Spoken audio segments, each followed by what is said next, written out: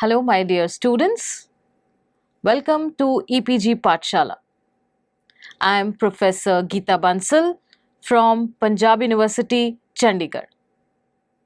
Today, we're going to talk on the module Leadership Theories from the paper Organizational Behavior.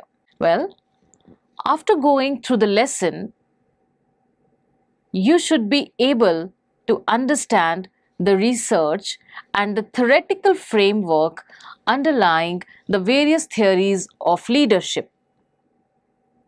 You'll be able to find out which theories of leadership are more valid in today's context. You'll be able to make a comparative analysis of the trait theories of leadership, the behavioral theories of leadership, the contingency theories of leadership, and you'll also be apprised of some of the most recent theories of leadership and their implications in today's organizations.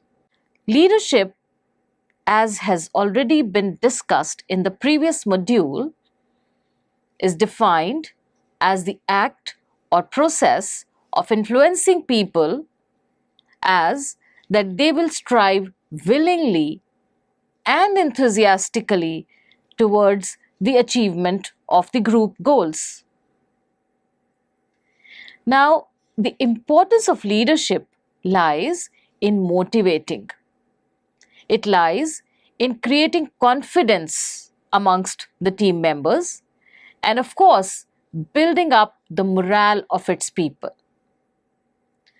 Different authorities and researchers have viewed leadership differently. Some of them put a lot of emphasis on personal options, while others view leadership as situational. Now, the research conducted by behavioral scientists to find out as to what makes a leader effective have resulted in various theories of leadership, which we will be discussing in this module from a short while from now. My dear students, let me give you a snapshot of the various theories which we are going to discuss in this module. The theories can be divided into early trait theories, behavioral theories, contingency theories, and some of the very recent leadership theories. In behavioral theories, we will discuss Kurt Lewin's leadership styles, the Ohio State studies, the Michigan studies, and the leadership grid. In the contingency theories, we'll discuss the Fiedler's contingency theory, the Robert House's path goal theory, Warum and Yetton's normative decision-making theory, and Hersey and Blenker's situational leadership model. Some of the recent leadership theories are leader-member exchange theory and inspirational leadership. Apart from this, there are other types of leadership theories which are transformational leadership, charismatic leadership, and authentic leadership. Let us start with the trait theories of leadership. My dear friends, Thomas Carlyle was a precursor of the trait theory. He said that there are certain traits like physical traits, personality traits, and personal abilities which differentiates leaders from non-leaders.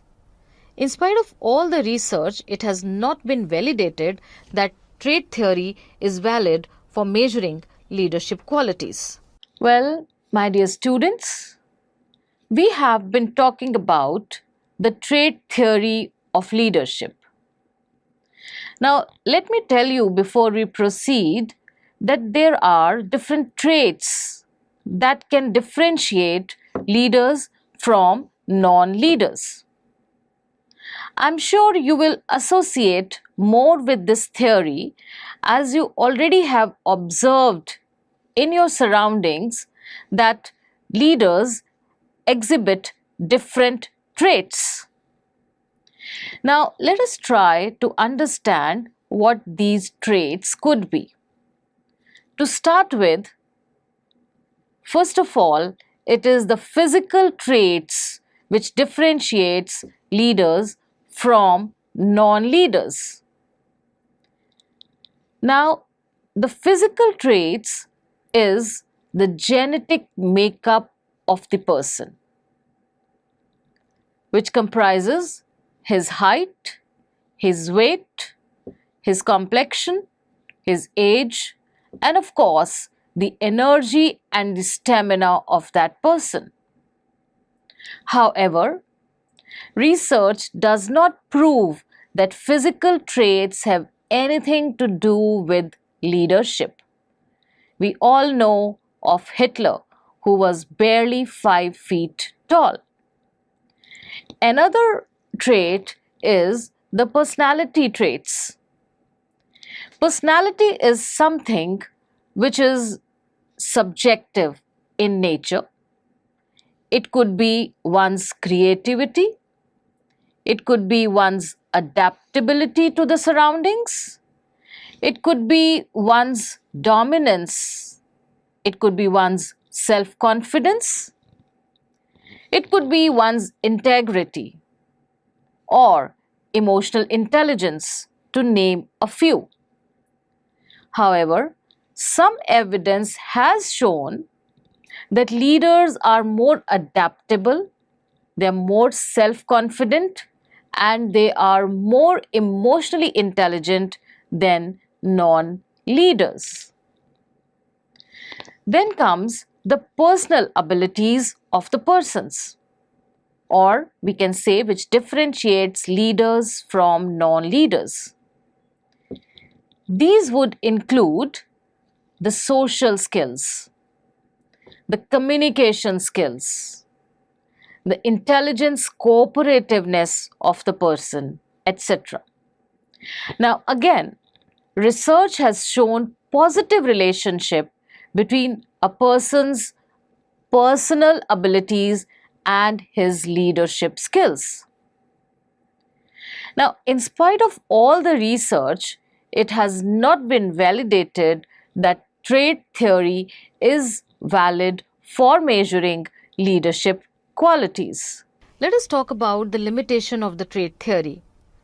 Well, the inability of the trait approach to consistently define specific traits that would differentiate successful and unsuccessful leaders led to the conclusion that emphasis on the behavior of leaders which could be measured rather than emphasis on traits which could not be measured were an appropriate new research strategy. The behavioral theories are based on the assumption that leaders can be made if specific behaviors are identified and are taught. According to this theory, a particular behavior of a leader provides greater satisfaction to the followers, and so they recognize him as a good leader. Moreover, trait theories did not address how leaders behaved. The behavioral theories would be discussed under Levin's leadership styles, Ohio State studies, Michigan studies, and the leadership grid.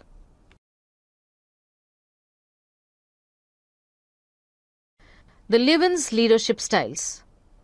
It says that leadership is not situation specific but leader specific, whereby the leader's leading styles will be differentiating the leaders from the non-leaders.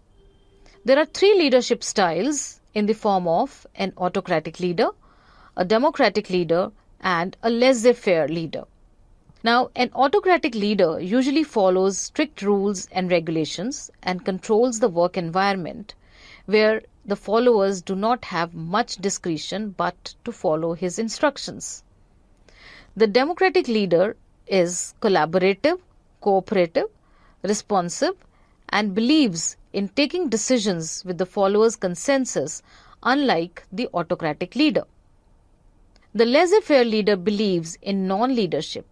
He does not use his authority and responsibility, which often leads to role ambiguity on the part of both the leaders and the followers, leading to conflicting situations at the workplace. The Ohio State studies. The research conducted at the Ohio State University aimed at measuring specific leadership behaviors says that identify the behaviors exhibited by the leaders, determine what effect these behaviors had on employee satisfaction and performance, and identify the best leadership style. According to the Ohio State studies, there are two significant behavioral dimensions. One, the initiating structure, and two, the consideration behavior. In the initiating structure, this behavior defines the roles of a leader and a follower so that everyone knows what is expected. This includes establishing formal lines of communication and deciding how tasks are to be performed. In the consideration behavior, here the aim is to have a nurturing and a friendly work environment based on mutual trust. The Michigan studies. The Michigan studies found out that the leadership behavior has important implications on the followers' contribution to the organization and their emotional well-being. Here, two styles of leadership were identified, namely employee-oriented leadership style and the production-oriented leadership style. The two styles of leadership identified by Michigan studies are the employee-oriented style, which believes in harnessing congenial relationships at the workplace. The workplace is not reeling under the pressure of too many written rules and regulations, and the leader exhibits considerable concern for the employees' needs and aspirations. The production-oriented style is characterized by getting things done through close supervision, lots of written rules and regulations to control the employee's behavior, unlike the employee-oriented style. The leadership grid, a contemporary extension. Robert Blake and Moulton have designed an organization development program emphasizing the importance of the two basic leader behaviors. One, concern for people, and two, concern for production. Originally identified in the Ohio State and Michigan studies, this has also an added component where a leader has low to high concern for people and low to high concern for production. Now, each type of concern is ranked on a scale from 1 to 9, resulting in 5 managerial styles. Further investigation into the grid has led to the outcome of 2 more leadership styles, resulting in 7 major combinations of leader behavior. The managerial grid, as shown by or as given by Blake and Moulton, shows the concern for people on the x-axis and the concern for production on the y-axis. Here, the concern for production or people is either high or low. When the concern for people or production is low, it is called impoverished management.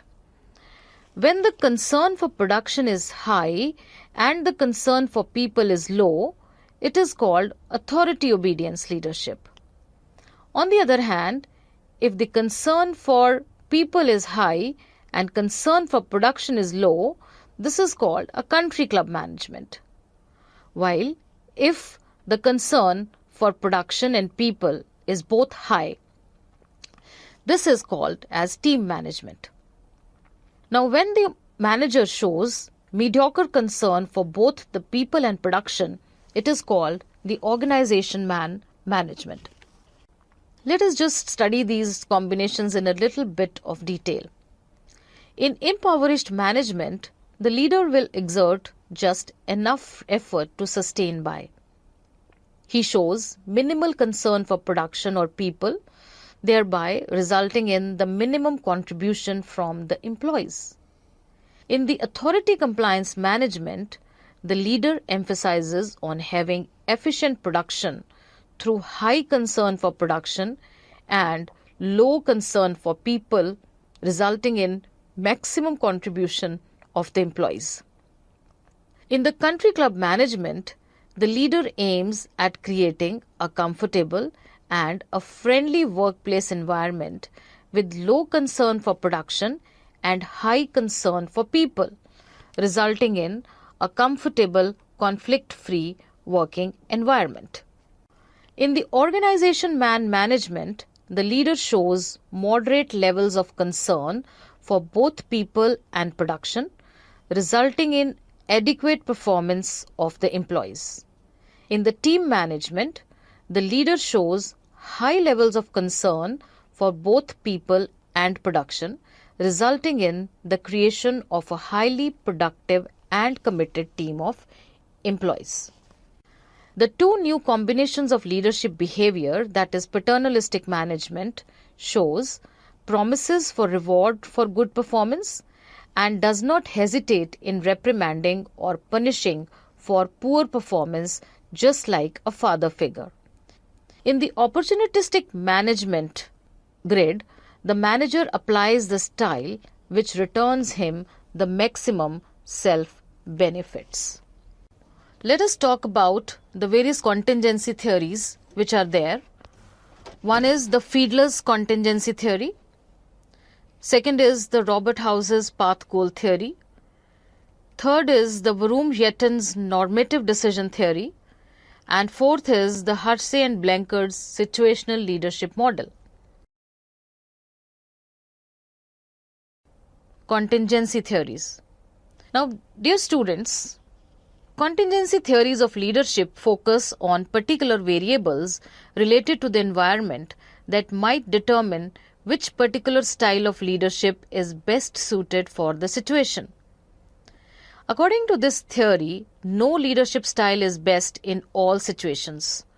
Success depends upon a number of variables, including the leadership style, the qualities of the followers, and aspects of the situation. Four important ideas underlying the contingency theory are: 1. There is no universal or one best way to manage or lead the teams. 2. The design of an organization and its subsystems must fit with the environment. 3. The management style is appropriate both to the tasks undertaken and the nature of the work group. 4. The needs of an organization are better satisfied when it is properly designed. Fiedler's contingency theory. Fred Fiedler's contingency model focused on individual leadership. The situational contingency theory proposes that the effectiveness of a leader is determined by two factors: the leader's need gratification and the favorableness of the leader's situation, that is, the degree to which the leadership situation provides the leader with control and influence over the outcomes.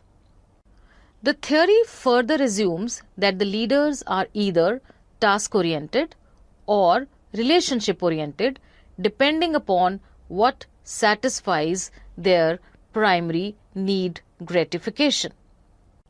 The primary need gratification of task-oriented or relationship-oriented leaders are: the needs of the task-oriented leaders are fulfilled with the achievement of the desired tasks, while the relationship-oriented leaders' needs are satisfied by developing and nurturing good interpersonal relations at the workplace.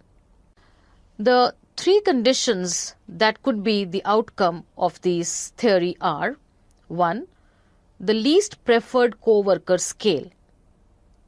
This theory aims at finding out whether the leader is task-oriented or relationship-oriented through the least preferred co-worker scale. Now, this LPC, which aims at identifying the workers with whom the leader least prefers to work with. This is a scale comprising of 16 8-point bipolar objective sets. Now, let us find out how the scoring in LPC is done. The leaders who gives good scores to their co-workers, that is pleasant, efficient, happy, fun loving, etc., are more inclined towards building good interpersonal relations and are hence termed as high LPC or relationship oriented leaders. While the leaders who give negative scores to their workers, like unpleasant, inefficient, gloomy, etc., are more inclined towards completing their tasks, are termed as low LPC or task oriented leaders. Though this LPC score has not found much acceptability due to its poor measurement reliability. Situational favorableness. Now, the favorableness or unfavorableness of the situation would depend upon three dimensions: the task structure, that is, how clearly the rules and regulations are laid down, the position power, the legitimacy of the leader's authority to reward and punish, leader member relations.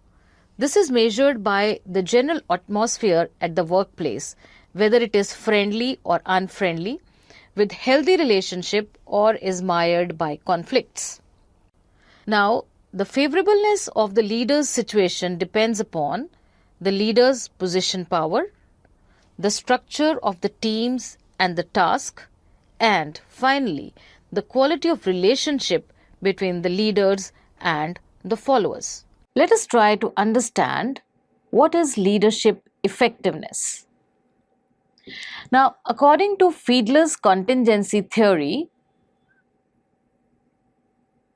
the task-oriented leaders with low LPC score and relationship-oriented leaders with high LPC score will be effective only when they are in the right situation. Where the task-oriented leaders will be effective in either very favorable or very unfavorable leadership situations. The relationship-oriented leaders are effective in situations of intermediate favorableness. Moreover, research has shown that they encourage a lot of innovation and creativity, which enables them to capture the market faster than the task-oriented leaders. According to Robert House's path goal theory, this is one of the most respected approaches to leadership.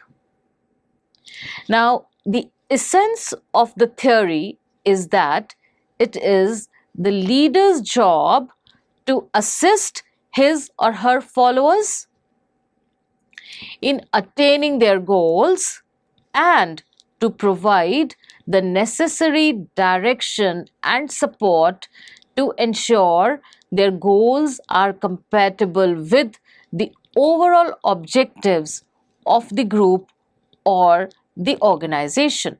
Robert House's path goal theory.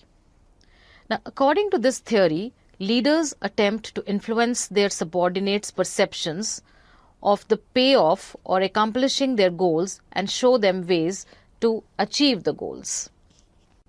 Thus, a leader's behavior is motivational to the degree it makes subordinates' need satisfaction contingent on effective performance and provide the coaching, guidance, support and rewards that are necessary for effective performance. House suggests that the leader should make desired rewards available and clarify for the subordinate the kinds of behavior that will lead to the reward. Let's try to find out the details of the House's path goal theory. In this theory, there are 4 types of leadership behavior which have been described. Let's take them up one by one. The first leadership behavior would be in the nature of directive leadership. This is characterized by a leader who informs the subordinates what is expected of them and provides specific guidance to them to achieve that. This is called directive leadership behavior.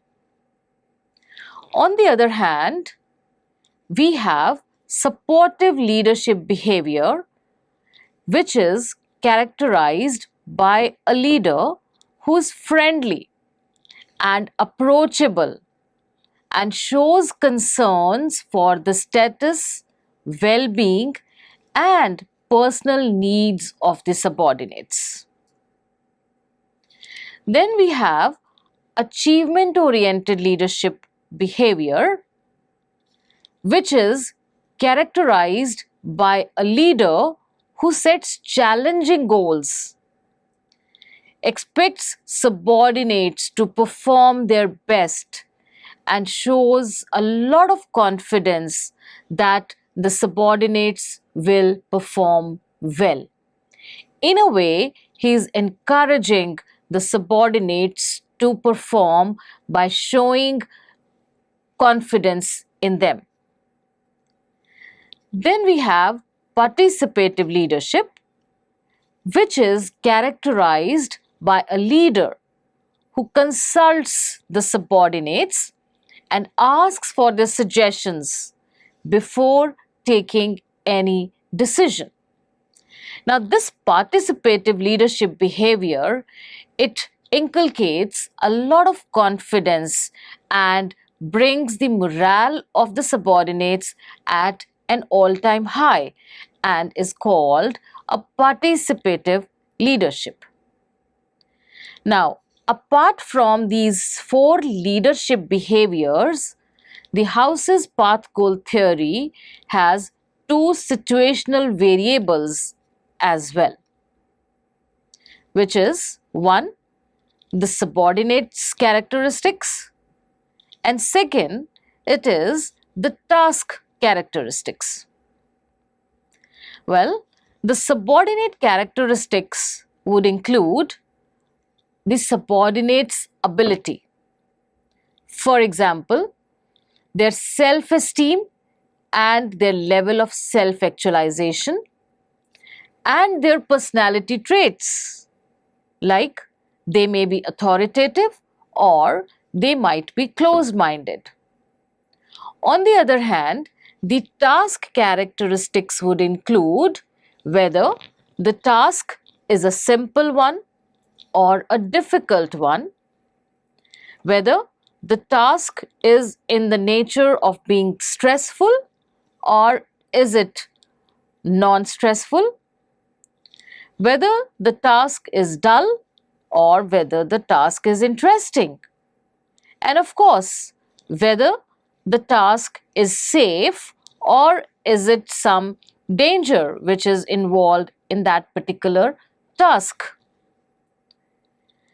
Now, this theory is not free from limitations.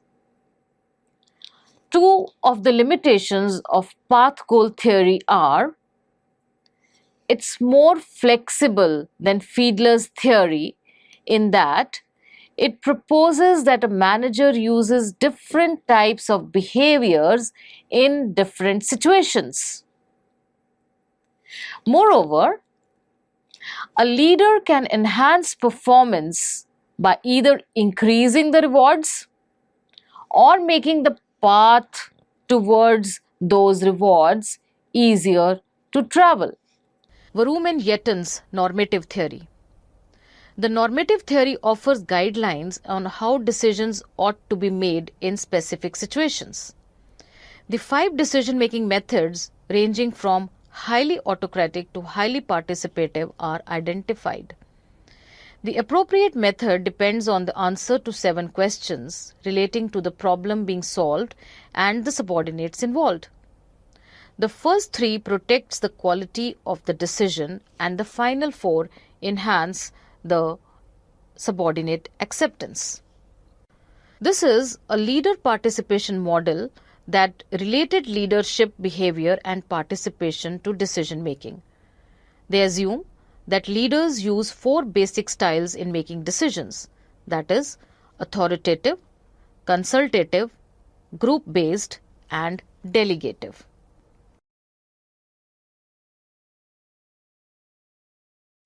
The 5 styles used in decision making are: to decide. The manager makes the decision alone and announces it. 2.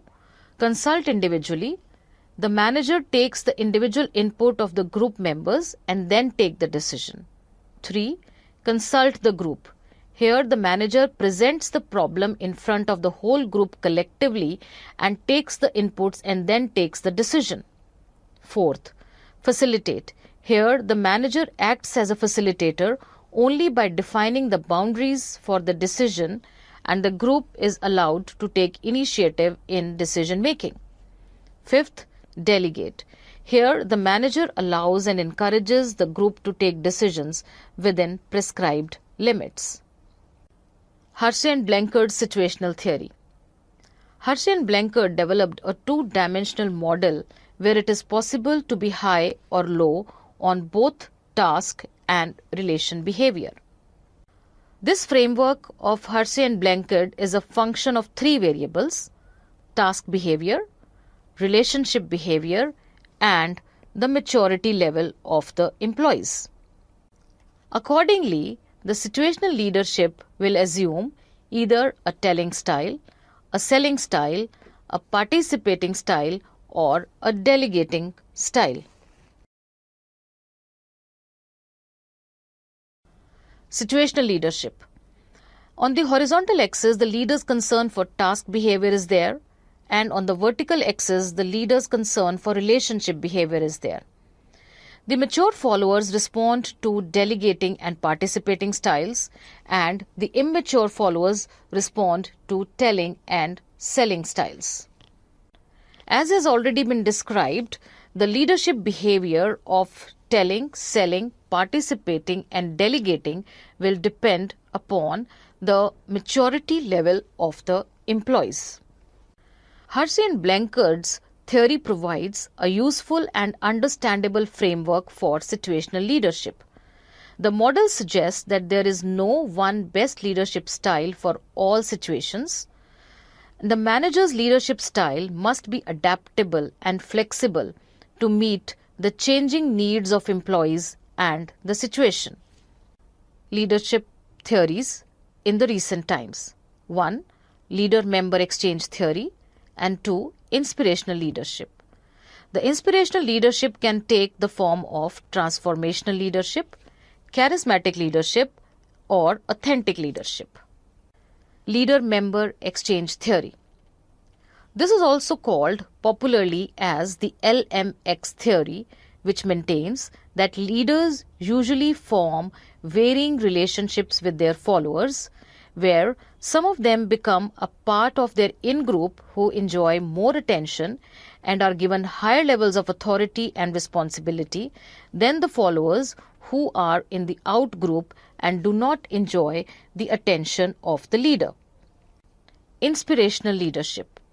Some new research has shown inclination towards inspirational leadership, which has been identified as transformational leadership, charismatic leadership, or authentic leadership. Transformational leaders. These are the leaders who recognize, exploit, and satisfy the needs of the followers while elevating them into high levels of motivation and morality. Transformational leaders exhibit the following characteristics. 1. They have charisma or individualized influence. They show inspirational motivation. 3. They are able to intellectually stimulate their people. And 4. They have individualized consideration. Lastly, there is charismatic leadership. This leadership style is visible when the leader displays exceptional personal abilities, knowledge, skills, and certain behaviors which gives him an edge over others. All right, my dear students, let's find out what are the characteristics of a charismatic leader. Well, a charismatic leader is bestowed with certain traits like self-confidence. He has a great vision, and of course, he has the ability to articulate his vision. You know what is self-confidence? They have complete confidence in their judgment and ability, which adds charisma to their personality and makes them a leader. On the other hand, they are bestowed with a lot of great vision. This is an idealized goal that proposes a future better than the status quo. The greater the disparity between idealized goal and the status quo, the more likely that followers will attribute extraordinary vision to the leader. Then a charismatic leader has an ability to articulate that vision. That is, they're able to clarify and state the vision in terms that are understandable to others. This articulation demonstrates an understanding of the follower's needs and hence acts as a motivating force. Then the characteristics of the charismatic leaders are they have strong convictions about their vision, where they are perceived as being strongly committed and willing to take on high personal risk. They incur high costs and engage in self-sacrifice to achieve their vision. Now, the charismatic leaders demonstrate behavior that is just out of the ordinary. Believe me, those with charisma engage in behavior that is perceived as being novel, that is perceived as being unconventional, and which counters the norms followed by the society. When successful, these behaviors evoke surprise and, of course, sometimes admiration by their followers. Charismatic leaders are also perceived as being a change agent. These leaders are perceived as agents of radical change rather than as caretakers of the status quo. Of course, these charismatic leaders, they show a lot of sensitivity to the environment. These leaders are able to make realistic assessments of the environmental constraints and resources needed to bring about any type of change in the organizational setup. Okay, my dear students, shall we now recall what we have learnt in this module on theories of leadership? You already know that the importance of leadership lies in motivating people, creating confidence, and building up the morale of its people. The various theories of leadership that we have studied in this module are the trait theories of leadership, the behavioral theories of leadership, the Ohio State studies, the Michigan studies, and of course, the contingency theories. Just to recall, the trait theories take into consideration the three most important traits in the form of their physical traits, their personality traits, and the personal traits of the leaders, which differentiates leaders from the non-leaders. On the other hand, the behavioral theories emphasized that there are certain behavioral traits which differentiates the leaders from the non-leaders.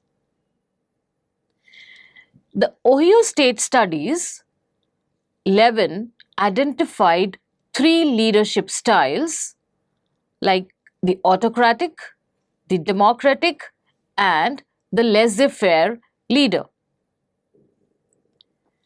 The Michigan studies found that the leadership behavior has important implications on the followers' contribution to the organization and their emotional well-being. The managerial grid given by Robert Blake and Morton emphasizes the importance of the two basic leader behaviors, that is, concern for people and concern for production. The contingency theories of leadership focus on particular variables related to the environment that might determine which particular style of leadership is best suited for the situation. Thank you.